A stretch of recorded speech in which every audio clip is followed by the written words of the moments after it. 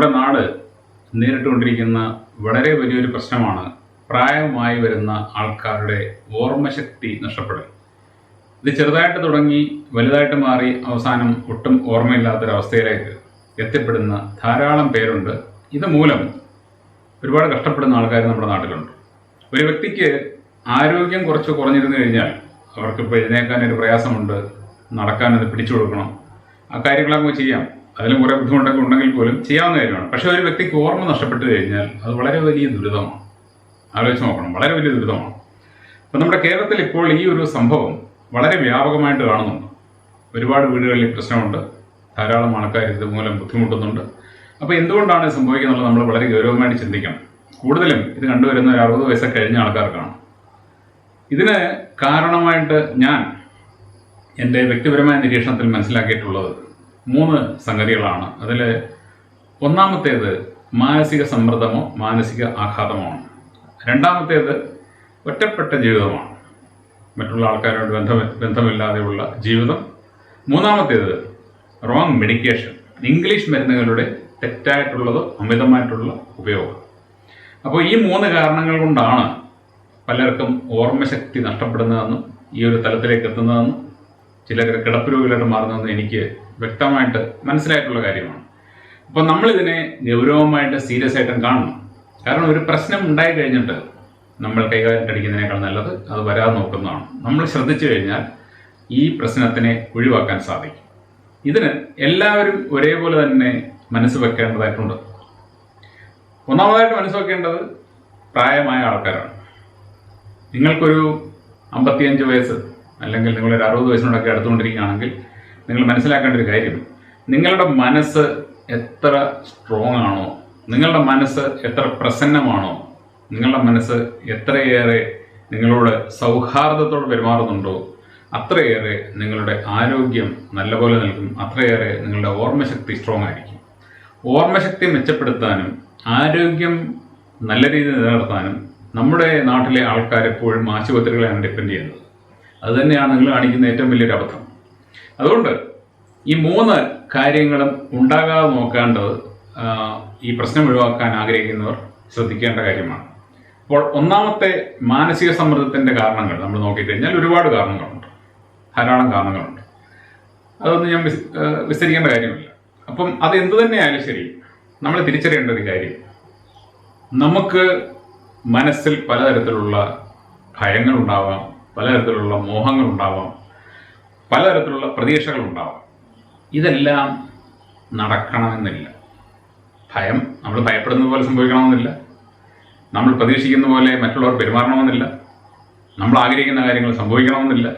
അപ്പോൾ ഇതൊക്കെ ജീവിതത്തിൽ ഇങ്ങനെയൊക്കെയാണ് എന്ന് നമ്മൾ തിരിച്ചറിയണം. പലപ്പോഴും ഞാൻ ശ്രദ്ധിച്ചിട്ടുണ്ട്, ഈ നല്ല പ്രായത്തിൽ ഇങ്ങനെയുള്ള മോഹങ്ങളൊക്കെ പേറി ജീവിച്ച് വാർദ്ധക്യമാകുമ്പോൾ അതേക്കുറിച്ച് ഓർത്തോർത്തോർത്ത് ടെൻഷൻ അടിച്ചിരിക്കുന്ന ഒരു പ്രവണത, അത് വെറും ടൈം വേസ്റ്റാണ്. കാരണം നമ്മൾ ഈ ഭൂമിയിൽ ജനിച്ചു വീണത് നമ്മൾ പ്ലാൻ ചെയ്തിട്ടില്ല. നമ്മൾ പ്ലാൻ ചെയ്താൽ നമ്മൾ ജനിക്കുന്നു, നമ്മൾ പ്ലാൻ ചെയ്താണ് വല്ലതും സംഭവിക്കുന്നത്. അപ്പോൾ നമ്മുടെ ജീവിതം എന്ന് പറഞ്ഞാൽ ഒരു ആകസ്മികതയാണെന്ന് തിരിച്ചറിഞ്ഞുകൊണ്ട് എങ്ങനെ വരുന്നോ അങ്ങനെ ജീവിക്കുക എന്നുള്ള ഒരു ചിന്ത നമുക്കുണ്ടാവണം. അല്ല നമ്മൾ പ്ലാൻ ചെയ്തുകൊണ്ട് അല്ല നമ്മൾ പ്ലാൻ ചെയ്യുന്ന പോലെ ഒക്കെ കാര്യങ്ങൾ നടന്നു പോകണമെന്ന് വിചാരിച്ചു കഴിഞ്ഞാൽ നമുക്കൊരിക്കലും സമാധാനത്തോടെ ജീവിക്കാൻ പറ്റില്ല. അങ്ങനെ ചിന്തിക്കുന്നതുകൊണ്ട് കുഴപ്പമൊന്നുമില്ല.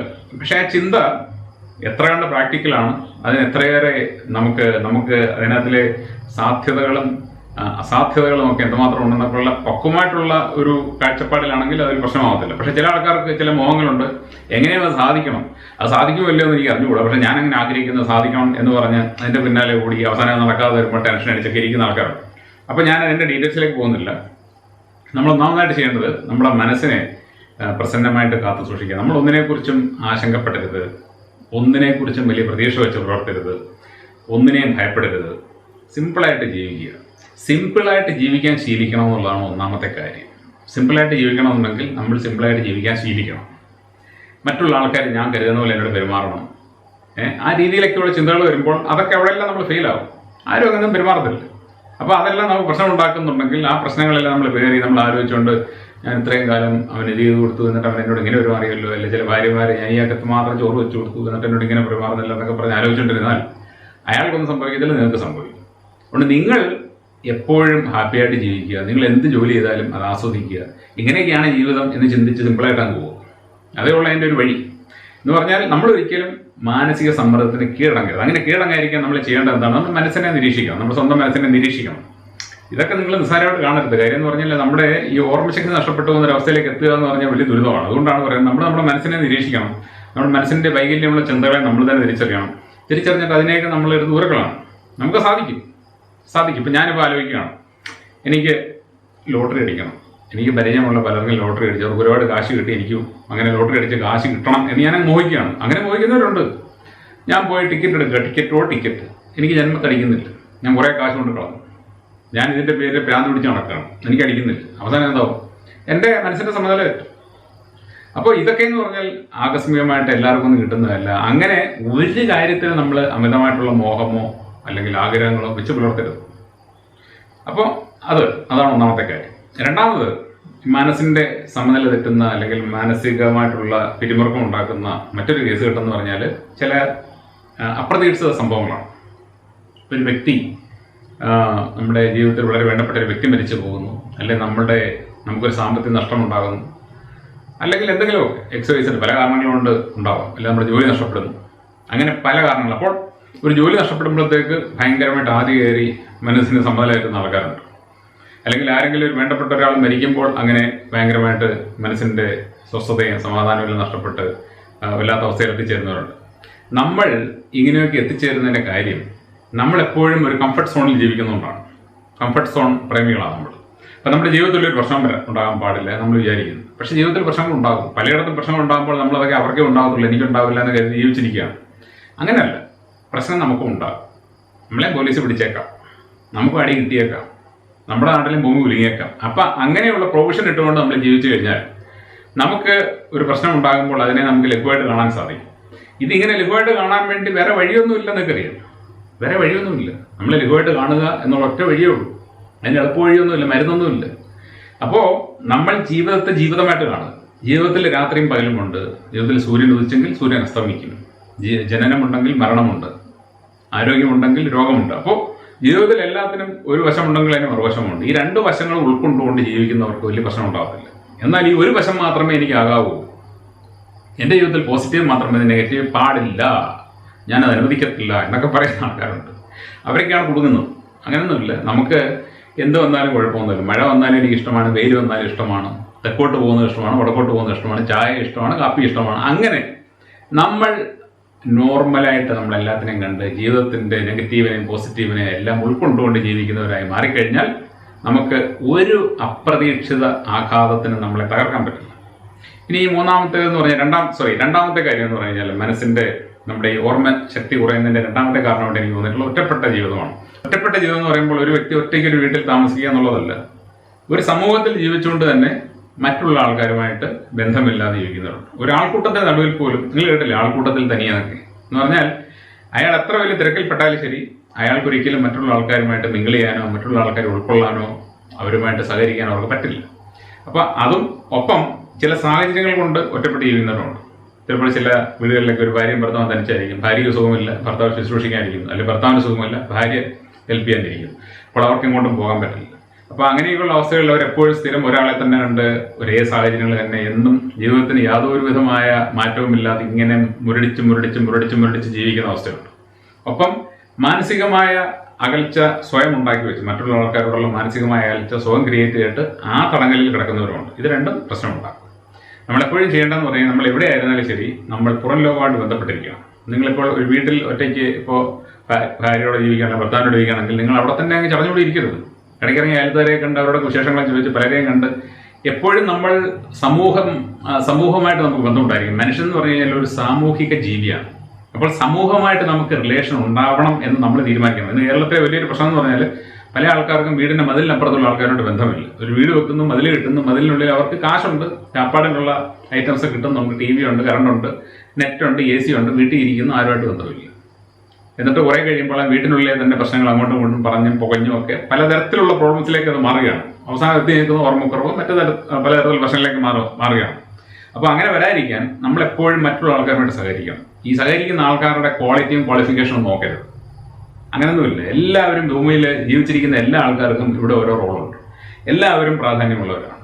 നിങ്ങൾ പ്രാധാന്യമില്ലാത്ത ആളെന്ന് കരുതുന്ന ആൾക്കാർക്കും വളരെ വലിയ പ്രാധാന്യമുണ്ട്. നമ്മുടെ നാട്ടിലെ ആൾക്കാർ നേരം ഒരാൾ ഗൾഫിൽ പോവുക, അല്ലെങ്കിൽ അമേരിക്കയിൽ പോലെ യൂറോപ്പിൽ പോവുക, അല്ലെങ്കിൽ വലിയ ജോലി കിട്ടുക, അവന് വരെ കാശുണ്ടാവുക, അവർക്കൊക്കെ വിലയുള്ളതെന്ന്. വിവരമില്ലാത്ത ആൾക്കാരെങ്ങനെ ചിന്തിക്കുകയുള്ളൂ. സകല ആൾക്കാർക്കും വിലയുണ്ട്. ഈ ഭൂമിയിൽ ജീവിച്ചിരിക്കുന്ന ഏറ്റവും സെറ്റ് ആൾക്കാർക്കും ഇമ്പോർട്ടൻസ് ഉണ്ട്, വിലയുണ്ട്. അതുകൊണ്ട് എല്ലാ ആൾക്കാരെയും നമ്മൾ ഒരുപോലെ കണ്ട് എല്ലാ ആൾക്കാരോടും സഹകരിക്കുക. ഇല്ലാത്തവനെയും ഉള്ളവനെയും കാണുക. ഉള്ളവന്റെ അവസ്ഥ കണ്ടിട്ട് അവനോട് അസൂയപ്പെടുക, ദേഷ്യപ്പെടുകയോ ചെയ്യേണ്ട കാര്യമൊന്നുമില്ല. ഇല്ലാത്തവനെ കണ്ടിട്ട് നിങ്ങൾ സന്തോഷിക്കാൻ വേണ്ട. രണ്ടുപേരെ ഒരേപോലെ കാണാനൊക്കെ ശീലിക്കണം. അതൊക്കെ നമ്മൾ വിചാരിച്ച് നടക്കും. കാര്യം ഈ ഇല്ലാത്തവൻ എന്ന് പറയുന്ന ആള് ഒരുപാട് ഉപകാരം ചെയ്യുന്ന ആളാണ്. അയാളുടെ സേവനമൊന്നും പക്ഷേ ഉള്ളവൻ ചെയ്യുന്നുണ്ടാവില്ല. നമ്മൾ ഈ ഒരുപാട് കാശുള്ളവൻ കൊണ്ടു വന്നിട്ട് 10 രൂപ അല്ലെങ്കിൽ 1 ലക്ഷം രൂപ ആർക്കെങ്കിലും കൊടുക്കുമ്പോൾ വലിയ സംഭവമായിട്ട് കാണും. ഈ ഇല്ലാത്തവൻ കൊടുക്കുന്ന 5 രൂപ ആരും അറിയില്ല. ഈ കർത്താവ് യേശു ക്രിസ്തു ഒരു ഉപമ പറഞ്ഞിട്ടുണ്ട്. ഉപമയല്ല, ഒരു സംഭവം പറഞ്ഞിട്ടുണ്ട്. അതായത് ഒരു വിധവ വന്നിട്ട് പള്ളിയിൽ അവരുടെ കയ്യിലുള്ള കാശ് മൊത്തം ഇട്ടേച്ച് പോയി. ഒരു പണക്കാരൻ വന്നിട്ട് കുറേ ഏറെ പൈസ ഇട്ടു. അപ്പം അദ്ദേഹം പറഞ്ഞു അയാളിട്ടേനേക്കാളും കൂടുതൽ ആ സ്ത്രീയാനുണ്ട്. കാര്യം അവരുടെ കയ്യിലുള്ള പൈസ മൊത്തം ഇട്ടു. അവരെ സംബന്ധിച്ചിടത്തോളം അവരുടെ സ്വത്ത് മുഴുവൻ അവർ കൊണ്ട് അവിടെ ഇട്ടു. അയാളാണെങ്കിൽ ഉള്ളതിൽ കുറച്ച് മാത്രമേ ഇട്ടുള്ളൂ. അപ്പം നമ്മൾ ഈ ഉള്ളതിൽ കുറച്ച് കൊടുക്കുന്ന ആൾക്കാരെ വലിയവരായിട്ട് കാണുകയും അവരുടെ കയ്യിലുള്ളത് മുഴുവൻ കൊടുക്കുന്ന ആൾക്കാരെ നമ്മൾ കാണാതെ പോവുകയും ചെയ്യുന്നുണ്ട്. അപ്പോൾ നമ്മളെപ്പോഴും ഇല്ലാത്ത ആൾക്കാരെയും അല്ലെങ്കിൽ സമൂഹത്തിൽ കുറച്ച് മോശമെന്ന് മറ്റുള്ളവർ പറയുന്ന ആൾക്കാരോടൊക്കെ നമ്മൾ സഹകരിക്കണം. അവരോടൊക്കെ സഹകരിക്കുമ്പോൾ നമുക്ക് ഒരുപാട് എനർജി കിട്ടും. നമ്മളെപ്പോഴും ഈ എന്താണ് പറയുന്നത്, നമ്മൾ ഈ സൊസൈറ്റിയിൽ അകന്ന് നിന്ന് ഞങ്ങൾ ഏതാണ്ട് വലിയ ആൾക്കാരാണെന്ന് കാണിക്കാൻ വേണ്ടി ജീവിക്കുന്ന ആൾക്കാരോട് മാത്രം സഹകരിച്ചുകൊണ്ടിരുന്നു കഴിഞ്ഞാൽ അത് നമ്മുടെ നാട്ടിലെ വലിയൊരു പ്രശ്നമാണ്. പലരും തിരിച്ചറിയുന്നില്ല. കാര്യം അവരുടെ ക്ലാസ്സുമായിട്ട് അവർ ബന്ധപ്പെടുകയുള്ളൂ. അവർക്കൊരു ക്ലാസ് അവരുണ്ടാക്കി വെച്ചിരിക്കുക, ഞാൻ ഇങ്ങനെയുള്ള ആൾക്കാർ സഹകരിക്കത്തുള്ളൂ. അപ്പോൾ ഇങ്ങനെയുള്ള ആൾക്കാരുടെ ആ രീതി എന്ന് പറഞ്ഞാൽ അവരുടെ തിങ്കിങ് ലെവലെല്ലാം ഒന്ന് തന്നെയായിരിക്കും. മറ്റുള്ള ആൾക്കാരെ അവർ കാണുന്ന കണ്ണും കാഴ്ചപ്പാടും എല്ലാം ഒരു. അപ്പോൾ അങ്ങനെയുള്ള ആൾക്കാരുമായിട്ടുള്ള നിരന്തര സഹകരണം നിങ്ങളുടെ മനസ്സിനെ മുരടിപ്പിക്കും. മറിച്ച് നിങ്ങളൊന്നും ഇല്ലാത്ത ആൾക്കാർ, പ്രയാസപ്പെടുന്നവരും, അല്ലെങ്കിൽ ഏറ്റവും നമ്മളിപ്പം സമൂഹം പണമില്ലാത്തവരെന്നോ അല്ലെങ്കിൽ ഒന്നുമില്ലാത്തവരെന്നോ വിധി എഴുതുന്ന ആൾക്കാരെ കണ്ട് അവരുടെ വീടുകളിലൊക്കെ പോയി അവരോട് സഹകരിക്കുകയും അവരുടെ കാഴ്ചപ്പാടുകയും ചെയ്യുമ്പോൾ നിങ്ങൾക്ക് ഒരുപാട് മാറ്റമുണ്ടാകും. ഈ മാറ്റം ഉണ്ടാകണമെങ്കിൽ നിങ്ങൾ അവരോട് സഹകരിക്കണം. ഒരേ തരത്തിലുള്ള ആൾക്കാരോട് സഹകരിച്ചുകൊണ്ടിരുന്നാൽ നിങ്ങൾ മുരടിച്ചു പോകും. കാര്യം അവർക്ക് വലിയ കാഴ്ചപ്പാടൊന്നുമില്ല. അവർ ഒരു പ്രത്യേക ലോകത്ത് ചെയ്യണം, കടലിലെ തവളയെ പോലെ ജീവിക്കുകയാണ്. അപ്പം നമ്മൾ കടലിലെ തവളയാവാതെ നമ്മൾ കടലിലെ തവളയാവും. വിശാലമായ ലോകം കണ്ട് ഒരുപാട് മനുഷ്യരെ കണ്ട് അവരുടെ പ്രയാസങ്ങളും അവരുടെ ലൈഫിലെ സന്തോഷവും ദുഃഖവും അവർ നേരിടുന്ന പ്രശ്നങ്ങളും അവരുടെ സ്വപ്നങ്ങൾ തകർന്നതും അല്ലെങ്കിൽ അവർ നേടിയെടുത്ത സ്വപ്നങ്ങളും അവരെങ്ങനെയൊക്കെയാണ് ജീവിക്കുന്നത്. അപ്പോൾ അതൊക്കെ നമുക്ക് ഒരുപാട് എനർജി നൽകും. അവർ നെഗറ്റീവായിട്ടുള്ള കാര്യം പറഞ്ഞപ്പോൾ അത് നിങ്ങൾക്ക് പോസിറ്റീവ് എനർജി നൽകുമെന്നുള്ളതാണ് സത്യം. കാര്യം നമ്മുടെ മനസ്സ് എപ്പോഴും ആക്റ്റീവ് ആയിരിക്കണമെങ്കിൽ നമ്മൾ ഇങ്ങനെയുള്ള കാര്യങ്ങൾക്ക് ഇടപെടണം. അപ്പോൾ അത് വളരെ ഇമ്പോർട്ടൻ്റ് ആണ്. അപ്പോൾ ഒറ്റപ്പെട്ട് ജീവിക്കുക എന്ന് പറഞ്ഞാൽ നമ്മൾ മറ്റുള്ള ആൾക്കാരുടെ ഇടയിൽ ജീവിക്കുമ്പോൾ നമ്മളൊരു ജനക്കൂട്ടത്തിന് നടുവിൽ നിൽക്കുമ്പോൾ നമ്മൾ ഒറ്റപ്പെട്ട് തന്നെ ജീവിക്കാറുണ്ട്. കാര്യം നമ്മുടെ മാനസികാവസ്ഥ അങ്ങനെയാണ്. നമ്മൾ വിധി എഴുതി വെച്ചിരിക്കുകയാണ്, അവരെങ്ങനെയാണ് ഇവരെങ്ങനെയാണ്, അവരോട് മിണ്ടാൻ പാടില്ല ഇവരോട് മിണ്ടാൻ പാടില്ല. അപ്പോൾ ആ ഒരു കാഴ്ചപ്പാടിൽ നിന്ന് മാറി എല്ലാവരോടും നമ്മൾ സഹകരിക്കണം. എല്ലാ മനുഷ്യരും വലിയവരാണ്, എല്ലാ മനുഷ്യർക്കും എന്നേക്കാളും അറിവുണ്ട്, എല്ലാ മനുഷ്യർക്കും ഭൂമിയിൽ റോളുണ്ട്, എന്നേക്കാളും ബുദ്ധിയും അറിവും കഴിവും അല്ലെങ്കിൽ പലതരത്തിലുള്ള എക്സ്പീരിയൻസ് ഉള്ളവർക്കുണ്ട് എന്നൊക്കെ കണ്ടുകൊണ്ട് നമ്മൾ ഏറ്റവും താഴെക്കിടയിൽ എന്ന് പറയുന്ന ആൾക്കാരോട് പോലും നമ്മൾ വളരെ സ്മൂത്തായിട്ട് സഹകരിക്കണം. ഒരു പർട്ടിക്കുലർ ക്ലാസ് റൂമിൽ മാത്രം സഹകരിച്ചുകൊണ്ട് ജീവിക്കാൻ പാടില്ല, അല്ലെങ്കിൽ വീട്ടിൽ ഒറ്റപ്പെട്ട് കുത്തിയിരിക്കാനും പാടില്ല. അത് നിങ്ങളുടെ മനസ്സിൻ്റെ എക്സർസൈസ് കുറയ്ക്കും, നിങ്ങളുടെ മനസ്സിനെ മുരടിപ്പിക്കും, അത് നിങ്ങളെ ഓർമ്മക്കുറവിലേക്ക് നയിക്കും. ഒരു സംശയമില്ല കാര്യത്തിൽ. മൂന്നാമത് നമ്മൾ നോട്ട് ചെയ്യേണ്ട കാര്യം എന്ന് പറഞ്ഞാൽ ഇംഗ്ലീഷ് മരുന്നുകളുടെ അമിതമായ ഉപയോഗമാണ്. നമ്മളുടെ കേരളത്തിൽ ഞാൻ കണ്ടിരിക്കുന്ന ഒരു പ്രാക്ടീസ് എന്ന് പറഞ്ഞാൽ ജനങ്ങൾ അന്ധമായിട്ട് മരുന്ന് കഴിക്കുന്നവരാണ്. എന്തെങ്കിലും ഒരു ചെറിയ പ്രശ്നം ഉണ്ടായാലും ഓടി ഡോക്ടറെ കഴിച്ചാലും ഡോക്ടർ മരുന്ന് കൊടുക്കുക, വാങ്ങിച്ചു കഴിക്കും, അവർക്ക് സമാധാനമായി. പക്ഷേ ഈ ഇംഗ്ലീഷ് മരുന്നുകൾക്ക് മുഴുവൻ ഇംഗ്ലീഷ് മരുന്നുകൾ ഇപ്പോൾ പല ആയുർവേദ ഡോക്ടർമാരും ഇംഗ്ലീഷ് മരുന്ന് എന്ന് പറഞ്ഞാൽ ആയുർവേദം ആണെന്ന് പറഞ്ഞ് ഇംഗ്ലീഷ് മരുന്ന് കൊടുക്കുന്നതായിട്ടൊക്കെ ഞാൻ കേട്ടിട്ടുണ്ട്. എനിക്കറിയത്തില്ല എൻ്റെ റിയാലിറ്റി. കാര്യം അവർ പ്രിസ്ക്രൈബ് ചെയ്യാം. പഴയ കാലത്ത് ആയുർവേദ മരുന്ന് പറഞ്ഞു കഴിഞ്ഞാൽ ഒരു രോഗിയെ കണ്ടിട്ട് അയാളുടെ മൊത്തത്തിലുള്ള ശാരീരികാവസ്ഥയെല്ലാം നോക്കിയിട്ട് അയാൾക്ക് പറ്റിയ മരുന്നാണ് അവർ കൊടുത്തുകൊണ്ടിരുന്നത്. ആ മരുന്നിനെ കുറിച്ച് കൊടുക്കുകയാണെങ്കിൽ അവരെ കൊണ്ട് തന്നെ ഉണ്ടാക്കിപ്പിക്കുകയോ. പണ്ട് കഷായമൊക്കെ കുറിച്ച് കൊടുക്കും, നിങ്ങൾ ഈ കഷായം ഉണ്ടാക്കി കുടിക്കുക എന്നൊക്കെ പറഞ്ഞാൽ ആയുർവേദ ഡോക്ടർമാർ. ഇന്നതല്ല, നിങ്ങളൊരു ആയുർവേദ ഡോക്ടർ ചെന്ന് കഴിഞ്ഞാൽ അയാൾ ഇംഗ്ലീഷ് മരുന്ന് ഡോക്ടറെ പോലെ തന്നെ മരുന്ന് കുറിച്ച് തരികയാണ്. അപ്പോൾ ഞാൻ പറഞ്ഞുകൊണ്ട് വരുന്നത് നമ്മുടെ നാട്ടിൽ ഈ ഇംഗ്ലീഷ് മരുന്ന് അധികമായിട്ട് കഴിക്കുന്ന ഒരു ശീലമുണ്ട്. ഇപ്പോൾ ഇംഗ്ലീഷ് മരുന്ന് എന്ന് പറഞ്ഞാൽ ഞാൻ ഒരുപാട് പറഞ്ഞിട്ടുണ്ട്, എല്ലാവർക്കും അറിയാവുന്നതാണ്. ഇതൊരു മെഡിസിൻ ബിസിനസ്സാണ്. അപ്പോൾ ആശുപത്രികളെന്ന് പറഞ്ഞാൽ ബിസിനസ് സ്ഥാപനങ്ങളാണ്. അപ്പോൾ നിങ്ങളവിടെ ചെന്ന് കഴിഞ്ഞാൽ അവരുടെ ലക്ഷ്യം നിങ്ങളെ കൊണ്ട് 10 കാശുണ്ടാക്കുക എന്നുള്ളതാണ്. അല്ലാതെ നിങ്ങളെ രോഗം മാറുക, നിങ്ങൾ രോഗം മാറിപ്പോയി കഴിഞ്ഞാൽ പിന്നെ അവർക്ക് കസ്റ്റമറില്ല. അതുകൊണ്ട് ആ ഒരു കാഴ്ചപ്പാട് ആശുപത്രികൾക്കുണ്ട്.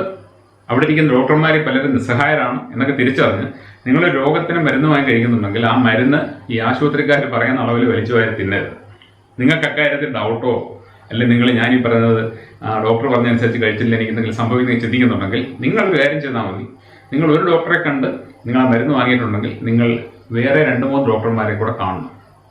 അതേ ആശുപത്രിയിലെ ആൾക്കാരെ കാണരുത്. ഇൻഡിപെൻഡൻ്റ് ആയിട്ട് പ്രാക്ടീസ് ചെയ്യുന്ന ഡോക്ടർമാരുണ്ട്, ഗവൺമെൻറ് മെഡിക്കൽ കോളേജിൽ റിട്ടയർ ആയിട്ടുള്ള ഡോക്ടർമാരുണ്ട്. അവരെയൊക്കെ ചെന്ന് കണ്ട് സംസാരിച്ച് കഴിഞ്ഞാൽ അവർ റിയാലിറ്റി നിങ്ങളോട് പറയും. കാര്യം അവർ ഏതെങ്കിലും കോർപ്പറേറ്റിൻ്റെ അടിയിൽ കിടക്കുകയില്ല, അവരേതെങ്കിലും സ്ഥാപനത്തിന് വേണ്ടി വർക്ക് ചെയ്യാറ്. അപ്പോൾ അവർ നിങ്ങൾക്ക് ശരിയായിട്ടുള്ള ഗൈഡ് ലൈൻസ് തരും. അപ്പോൾ അവർ പറയുന്നത് കേട്ടിട്ട് നിങ്ങൾക്ക് അതിനകത്തിൽ എത്ര മാറ്റം വരുത്തണം, എത്ര അളവ് കഴിക്കണം, അല്ലെങ്കിൽ ഏതൊക്കെ മരുന്ന് എന്തൊക്കെ സൈഡ് എഫക്റ്റ് ഉണ്ടെന്ന് അവർ കൃത്യമായിട്ട് പറഞ്ഞു തരും. അപ്പോൾ ഡോക്ടർമാരുടെ സർവീസ് നമ്മൾ യൂസ് ചെയ്യുമ്പോൾ അവരൊരു ആശുപത്രി എംപ്ലോയി ആയിട്ടിരിക്കുന്ന സ്ഥലത്തെ അവരുടെ പ്രശ്നങ്ങൾ എന്ന് പറഞ്ഞാൽ അവർക്ക് അവിടെ ഒരുപാട് പ്രോബ്ലംസ് ഉണ്ട്. അവർക്ക് ഒരു ലിമിറ്റിനപ്പുറമൊന്നും അവർക്ക് നിങ്ങളെ ഹെൽപ്പ് ചെയ്യാൻ പറ്റില്ല. അങ്ങനെയൊക്കെയാണ് ഇപ്പോഴത്തെ മെഡിക്കൽ സയൻസിൻ്റെ പോക്ക് നിങ്ങൾ തിരിച്ചറിയുന്നത്. അപ്പോൾ നിങ്ങൾ ഒരു ഡോക്ടർ ഒരു ആശുപത്രിയിൽ നൽകുന്ന guidelines as it is അനുസരിക്കരുത്. നിങ്ങൾ അതിനെക്കുറിച്ച് അവർ നിങ്ങൾക്ക് എക്സസ് ആയിട്ട് മരുന്ന് തരുന്നുണ്ട്, നിങ്ങൾ ഇത്ര ഗുളിക കഴിക്കണം, ഇന്ന സാധനം ചെയ്യണം എന്നൊക്കെ സ്ഥിരമായിട്ട് പറയുന്നുണ്ടെങ്കിൽ അത് നിങ്ങളെ കൊണ്ടുവന്ന് ആവർത്തിച്ചടിക്കും. കാര്യം ഈ മരുന്നുകൾക്കെല്ലാം വലിയ സീരിയസ് സൈഡ് എഫക്റ്റ് ഉണ്ട്. സീരിയസ് ആയിട്ടുള്ള സൈഡ് എഫക്റ്റ് ഉള്ള മരുന്നുകളാണ് ഇംഗ്ലീഷ് മരുന്നിനുള്ളത് മുഴുവൻ. ഈ സൈഡ് എഫക്റ്റ് നിങ്ങൾ ഒരു അസുഖത്തിന് മരുന്ന് കഴിക്കുമ്പോൾ അത് മറ്റൊരു അസുഖമായിട്ട് മാറും. പിന്നെ ആ അസുഖത്തിന് മരുന്ന് കഴിക്കണം. ഈ മരുന്ന് കഴിച്ച് നിങ്ങളുടെ സ്വാഭാവികമായിട്ടുള്ള പ്രതിരോധ ശേഷിയും നിങ്ങളുടെ ശരീരത്തിൻ്റെ പ്രതികരണ ശേഷിയും വരെ നഷ്ടപ്പെടുത്തും. സത്യമാണ്. അപ്പോൾ നമ്മൾ മരുന്ന് കഴിക്കേണ്ടതെന്നുള്ളതല്ല, മരുന്ന് രോഗം വന്ന് നമ്മൾ അത്യാവശ്യം മരുന്ന് കഴിക്കണം. പക്ഷെ നിങ്ങൾ നോക്കണം, നമ്മൾ പലപ്പോഴും മരുന്ന് കഴിച്ചു തുടങ്ങിയ പിന്നെ ആജീവനാന്ന് കഴിച്ചുകൊണ്ടിരിക്കണം. ഇപ്പോൾ ഒരാൾക്ക് BP താളം തെറ്റി മരുന്ന് കഴിച്ചു തുടങ്ങിയത് നിങ്ങൾക്കറിയാം. പിന്നെ ജീവിതകാലം മുഴുവൻ ആ കുതിരാണ്ടം കഴിച്ചുകൊണ്ടിരിക്കണം. അപ്പോൾ അങ്ങനെ ജീവിതകാലം മുഴുവൻ മരുന്ന് കഴിപ്പിക്കുന്ന ഒരു പ്രക്രിയയാണ് അല്ലെങ്കിൽ ഒരു പ്രാക്ടീസാണ് ഈ മെഡിക്കൽ സയൻസ് തുടർന്നുകൊണ്ടിരിക്കുന്നത്. അതുകൊണ്ട് തന്നെ നമ്മൾ സൂക്ഷിച്ചെങ്കിൽ മാത്രമേ നമുക്ക് നമ്മളെ രക്ഷിക്കാൻ പറ്റുള്ളൂ. അപ്പോൾ മരുന്ന് കഴിപ്പ് നിങ്ങൾ നിർബന്ധമായിട്ടും പരിമിതപ്പെടുത്തണം. പറ്റുമെങ്കിൽ മരുന്നില്ലാതെ ജീവിക്കാൻ ശീലിക്കണം. നമുക്ക് ധാരാളം മെഡിക്കൽ ശാഖകളുണ്ട്. ഹോമിയോ ഉണ്ട്, പ്രകൃതി ചികിത്സയുണ്ട്, യുനാനിയുണ്ട്, ആയുർവേദമുണ്ട്. ശരിയായിട്ടുള്ള ആയുർവേദം. ഈ തട്ടിപ്പായുർവേദത്തിന് പോലെ തട്ടിപ്പായുർവേദം ഇപ്പം വളരെ കൂടുതലാണ്. കാരണം അവർ പ്രിസ്ക്രൈബ് ചെയ്ത് മരുന്ന് കൊടുക്കുകയാണ്. അപ്പം അങ്ങനെയൊക്കെ പ്രിസ്ക്രൈബ് ചെയ്ത് കൊടുക്കുന്നിടത്തൊന്നും നിങ്ങളത് ഒറിജിനൽ ആയുർവേദമാണെന്ന് വിശ്വസിക്കരുത്. അപ്പം അങ്ങനെയുള്ള പല കാര്യങ്ങളിൽ നമ്മൾ നമ്മുടെ വിവേകം യൂസ് ചെയ്തിട്ട് മരുന്നുകളുടെ ഉപയോഗം പരമാവധി പരിമിതപ്പെടുത്തി നമ്മൾ നമ്മുടെ ഹെൽത്ത് കെയറിൽ ശ്രദ്ധ കേന്ദ്രീകരിച്ച് ലൈഫ് സ്റ്റൈല് നന്നാക്കി ഒക്കെ പോയി കഴിഞ്ഞാൽ നമുക്ക് ഈ പറയുന്ന ഓർമ്മക്കുറവിലേക്ക് പോകുന്ന ഒരു അവസ്ഥയിൽ രക്ഷപ്പെടാൻ സാധിക്കും. നിങ്ങൾ ഈ ഓർമ്മക്കുറവും കൊണ്ട് ഒരു രോഗിയെ ആശുപത്രി കൊണ്ടുപോയി കഴിഞ്ഞാൽ അവർ പറയും ഇത് അൽസൈമേഴ്സിൻ്റെ തുടക്കമാണ്, അല്ലെങ്കിൽ പാർക്കിൻസൺസിൻ്റെ പ്രോബ്ലം ആണെന്നൊക്കെ പറഞ്ഞ് ഒരു രോഗമായിട്ട് അതിനെ സീൽ ചെയ്തിട്ട് നിങ്ങൾക്ക് അവർ കുറേ ഗുളിക കുറിച്ച് തരും. വീണ്ടും ഗുളിക. ഈ ഗുളിക കഴിച്ച് ഒരാളുടെ പോലും രോഗം മാറിയിട്ടുമില്ല, ഒരാളുടെയും പാർക്കിൻസൺസും മാറിയിട്ടില്ല, ഒരാളുടെയും അൽസൈമേഴ്സും മാറിയിട്ടില്ല. അതിനൊന്നും മരുന്നില്ല അവിടെ. പിന്നെ കുറേ ഗുളിക തീറ്റിക്കും. ആ ഗുളിക കഴിച്ചു കഴിഞ്ഞാൽ കൂടുതൽ പ്രോബ്ലം ഉണ്ടാവും എന്നുള്ളതാണ്. പലതരത്തിലുള്ള പ്രോബ്ലമായിട്ട് മാറും. അപ്പം അവിടെ നിങ്ങൾക്ക് സഹായകരമായിട്ട് വരുന്ന ഗുളികയോ മരുന്നോ ഏതൊക്കെയാണെന്നുള്ളതിനെക്കുറിച്ച് വളരെ ശരിയായ രീതിയിൽ പല എക്സ്പെർട്ട് ഡോക്ടർമാരുടെ കൺസൾട്ട് ചെയ്ത ശേഷം മാത്രമേ നിങ്ങൾ കഴിക്കാവൂ. ഏതെങ്കിലും ഒരു ഡോക്ടർ പറയുന്നത് അല്ലെങ്കിൽ മെഡിക്കൽ സയൻസ് ആൾറെഡി പറഞ്ഞു വെച്ചിരിക്കുകയാണ് ഈ അസുഖത്തിന് ഈ മരുന്ന് കഴിച്ചു കഴിഞ്ഞാൽ ഞാനിത് പിന്നെ പറഞ്ഞ് ബോറാക്കുകയല്ല. ഒരു വ്യക്തി ആ വ്യക്തിക്ക് ആ മരുന്ന് കഴിച്ചു കഴിഞ്ഞാൽ അയാളുടെ ശരീരത്തിന് മറ്റെന്തെങ്കിലും പ്രശ്നമുണ്ടോ, അത് അയാളെ എങ്ങനെ ബാധിക്കും, ഇങ്ങനെയുള്ള കാര്യങ്ങളൊന്നും ആദ്യം ആരും ചെക്ക് ചെയ്യാറില്ല. ചുമ്മാ മരുന്നങ്ങ് പ്രിസ്ക്രൈബ് ചെയ്യണം. പാർക്കിൻസൺസിൻ്റെ അസുഖമാണ്, അല്ലെങ്കിൽ അൽസൈമേഴ്സ് ആണ്, അല്ലെങ്കിൽ ഇന്ന അസുഖമാണ്, അതിന് ഈ മരുന്ന് കഴിച്ചാൽ മതി. ഡോക്ടർമാർ മരുന്ന് കുറിച്ച് കൊടുക്കുക. മരുന്ന് കുറിച്ച് കൊടുത്തു കഴിഞ്ഞിട്ട് എന്തെങ്കിലും പ്രശ്നം നാളെ ഉണ്ടായി കഴിഞ്ഞാൽ അതിന് വേറെ മരുന്ന് കൊടുക്കുക. ഇങ്ങനെ അറിഞ്ഞ് പോയിക്കൊണ്ടിരിക്കും. അപ്പം നമ്മളാണ് സൂക്ഷിക്കേണ്ടത്. നമുക്ക് ഒരു മരുന്ന് തരുമ്പോൾ ആ മരുന്ന് അത്ര അളവിൽ കഴിക്കാമോ എന്നൊക്കെ നമ്മൾ സ്റ്റാർട്ടിങ്ങിൽ തന്നെ ചെക്ക് ചെയ്യണം, വെരിഫൈ ചെയ്യണം, അതിനെക്കുറിച്ച് എൻക്വയറി ചെയ്യണം. അങ്ങനെയൊക്കെ എൻക്വയറി ചെയ്യേണ്ട ലോകത്ത് നമ്മൾ ജീവിക്കുന്നത്. ആരെയും വിശ്വസിക്കാൻ പറ്റത്തില്ല. അപ്പോൾ ഈ 3 കാര്യങ്ങൾ ദയവായിട്ട് ശ്രദ്ധിക്കുക. ഒന്ന്, നമ്മൾ മാനസിക സമ്മർദ്ദം ഇല്ലാതെ ജീവിക്കുക. അതിനെന്ത് ചെയ്യണം? നമ്മൾ തന്നെ നമ്മുടെ ചിന്തകളെ നിരീക്ഷിക്കുക. ഒന്നിനും അമിത പ്രാധാന്യം നൽകാതിരിക്കുക. എന്ത് സംഭവിക്കാനാണ്? കൂടി എന്നാൽ മരിക്കും, അതിനിപ്പോൾ ഒന്നും പറ്റില്ലല്ലോ, എല്ലാവരും മരിക്കാറുണ്ട്. ആ ഒരു രീതിയിലേക്ക് നമ്മുടെ ചിന്തകളെ ലൈറ്റായിട്ട് കൊണ്ടുവരിക. രണ്ടാമത്തെ, നമ്മൾ സാമൂഹിക ജീവിക്കുക. ധാരാളം ആൾക്കാരോട് സഹകരിക്കുക. ഒരു 10-60 വയസ്സൊക്കെ കഴിഞ്ഞ് കഴിഞ്ഞാൽ നമ്മളെപ്പോഴും ഈ അടയിരിക്കരുത്. കുറേ മുട്ട പെറുക്കി വെച്ച് കോഴിയിരിക്കുന്നവർ വീട്ടിൽ കുത്തിയിരിക്കരുത്. വെളിയിലോട്ടൊക്കെ ഇറങ്ങി ആൾക്കാരെ കണ്ട് എല്ലാവരോടും സഹകരിക്കുക, എല്ലാവരോടും സംസാരിക്കുക. ചില ആൾക്കാരോടൊക്കെ ദേഷ്യപ്പെടുക, ചില ആൾക്കാരെ സ്നേഹിക്കുക. കാര്യം നമ്മുടെ മനസ്സിൻ്റെ ആ വികാരങ്ങളുണ്ട്. ആ വികാരങ്ങളൊക്കെ നമ്മൾ യൂസ് ചെയ്യണം. ആ വികാരങ്ങളൊക്കെ ഉണരണം. അതൊക്കെ ഉണരണമെങ്കിൽ നമ്മൾ ജനങ്ങളോട് സഹകരിക്കണം. നമ്മൾ വെറുതെ കുത്തിയിരുന്ന അതൊന്നും ഉണ്ടാവില്ല. അപ്പോൾ അങ്ങനെയൊക്കെ ആണെങ്കിൽ മാത്രമേ നമ്മൾ ആക്റ്റീവായിട്ടിരിക്കുകയുള്ളൂ. മൂന്നാമെന്ന് പറഞ്ഞാൽ മരുന്നുകളുടെ ഉപയോഗം പരമാവധി പരിമിതപ്പെടുത്തുക. ഈ 3 കാര്യങ്ങൾ നിങ്ങൾ ശ്രദ്ധിച്ചു കഴിഞ്ഞാൽ കേരളത്തിലെ ഈ ഓർമ്മക്കുറവിലേക്ക് പോകുന്ന രോഗികളെ കംപ്ലീറ്റ് ആയിട്ട് നമുക്ക് തടയാൻ സാധിക്കും. അവർ ഓർമ്മയുള്ളവരായിട്ട് ചാവുന്ന കാലം വരെ ജീവിക്കും. ഒരു സംശയം അക്കാര്യത്തിലില്ല. അപ്പോൾ എല്ലാവരും ഇതിനെക്കുറിച്ച് സീരിയസ് ആയിട്ട് ചിന്തിക്കണം. എല്ലാവരും സീരിയസ് ആയിട്ട് ചിന്തിച്ചെങ്കിൽ മാത്രമേ ഇതിന് മാറ്റം ഉണ്ടാവുകയുള്ളൂ. എന്തെങ്കിലും അസുഖം ഉണ്ടായിക്കഴിഞ്ഞാൽ ആശുപത്രി പോയാമെന്നുള്ള വൈകല്യമുള്ള ചിന്തയെടുത്ത് ദൂരെ കളഞ്ഞിട്ട് ആശുപത്രി പോയിട്ട് എത്ര പേർക്ക് രോഗങ്ങളൊക്കെ മാറിയിട്ടുണ്ടെന്ന് തിരക്കി അറിയുക. അതുകൊണ്ട് നമ്മുടെ നാട്ടിൽ ഒരു ഓർമ്മക്കുറവുള്ള രോഗികളും ഉണ്ടാവാതിരിക്കാൻ ഈ ഒരു കാര്യത്തിൽ നിങ്ങൾ ശ്രദ്ധിച്ചു കഴിഞ്ഞാൽ ഓർമ്മക്കുറവ് മാത്രമല്ല, നിങ്ങൾക്ക് നിങ്ങളുടെ ഹെൽത്തും വളരെയധികം പെർഫെക്റ്റ് ആയിട്ട് കീപ്പ് ചെയ്യാൻ സാധിക്കും. അതുകൊണ്ട് ഇഗ്നോർ ചെയ്യാതിരിക്കുക പ്ലീസ്. Thank you.